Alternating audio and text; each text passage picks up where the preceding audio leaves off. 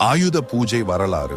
இந்து புராணங்களின் படி மகிஷாசுரன் என்ற அரக்கன் ஒரு பெண்ணால் மட்டுமே தன்னை கொல்ல முடியும் என்று பிரம்மாவிடமிருந்து வரம் பெற்றான். இதனால் ஆணவம் தலைக்கேறிய மகிஷாசுரன் மக்களையும் தேவர்களையும் வாட்டி வதைக்க ஆரம்பித்தான். மகிஷாசுரனின் அட்டகாசம் நாளுக்கு நாள் அதிகரித்து வருவதை தேவர்கள் பிரம்மதேவனிடம் முறையிட்டனர். இந்த பிரச்சனைக்கு எப்படியாவது முடிவு காணும்படி மன்றாடினர். தேவர்கள் மற்றும் மும்மூர்த்திகளின் கோரிக்கையை ஏற்று மகிஷாசுரனை வதம் செய்யும் பணியை துர்காதேவி எடுத்துக்கொண்டார். அசுரனை வெல்வதற்காக தேவர்கள் அனைவரும் தங்களது ஆயுதங்களை துர்க்கைக்கு வழங்கினர். தனது கூர்வாள் போன்ற ஆயுதங்களை கொண்டு மகிஷாசுரனை வதம் செய்தாள். மகிஷாசுரானை அஷ்டமி மற்றும் நவமி சந்திப்பில் கொன்றதாகவும் அதன் பின்னர் வதத்திற்கு பயன்படுத்தப்பட்ட ஆயுதங்களை தேவி கீழே போட்டுவிட்டதாகவும் இந்நாளையே ஆயுத பூஜையாக இந்துக்கள் வழிபாடுவதாக கூறப்படுகிறது.